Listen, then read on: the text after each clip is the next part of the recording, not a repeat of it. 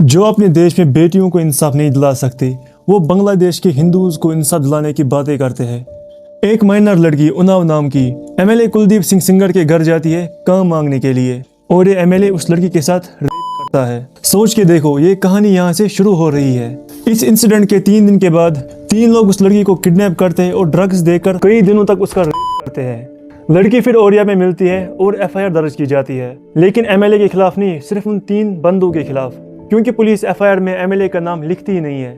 लड़की पर दबाव डाला जाता है यूपी पुलिस के द्वारा, और जिसकी वजह से वो यूपी से बाहर चली जाती है और रिटर्न कंप्लेंट्स भेजती है सीएम ऑफिस और बाकी सीनियर ऑफिसर्स को, लेकिन कुछ होता ही नहीं है। लड़की की मां कंप्लेंट लिखवाने के लिए मजिस्ट्रेट के पास जाती है, जिसके कुछ दिनों बाद एमएलए के भाई और उसके लोग लड़की के बाप को बहुत मारते हैं और उसे पब्लिकली मारने के बाद उल्टा उस लड़की के बाप पर ही कंप्लेंट दर्ज करवा देते हैं, और उसके बाद उस लड़की के बाप को तुरंत ही अरेस्ट किया जाता है। और कार्रवाई तो होनी ही है, क्योंकि एमएलए के बंदों ने जो कंप्लेंट की है।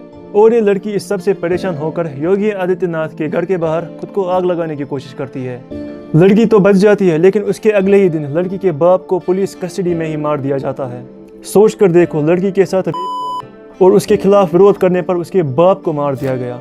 और इतना सब होने के बावजूद भी एमएलए को अरेस्ट नहीं किया जाता है, बल्कि एमएलए के भाई को अरेस्ट किया जाता है। एसआईटी बनती है और केस सीबीआई को दिया जाता है, और फाइनली एमएलए के खिलाफ केस रजिस्टर होता है और उसे सीबीआई कस्टडी में लाया जाता है। अब एक और हैरानी वाली बात बताता हूँ। लड़की के बाप की कस्टोडियल डेथ वाले केस में जो गवाह होता है, वो भी मरा हुआ मिलता है। और इसी सब के बीच बीजेपी के एमपी इस एमएलए से मिलने जेल में आते हैं और उसे थैंक यू बोलते हैं। अभी रुको, कहानी यहाँ पर खत्म नहीं होती। इसके बाद ये लड़की, इसका लॉयर और 2 आंट्स कई गाड़ी में जा रहे थे कि एक ट्रक जिसका नंबर प्लेट छुपा हुआ था, वो इस गाड़ी को टक्कर मार देती है। दोनों आंट्स वहीं पर मर जाती है और लड़की बहुत जख्मी हो जाती है। अब इस कार एक्सीडेंट से पहले चीफ जस्टिस ऑफ इंडिया को इस लड़की ने एक लेटर लिखा था, जिसकी वजह से सुप्रीम कोर्ट ये सारे केसेस को दिल्ली ट्रांसफर करवाती है और इस एमएलए और इसके साथियों के खिलाफ चार्जेस भी फ्रेम करती है।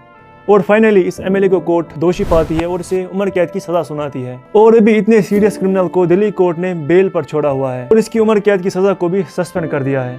सच में यार, मेरा देश बहुत महान है।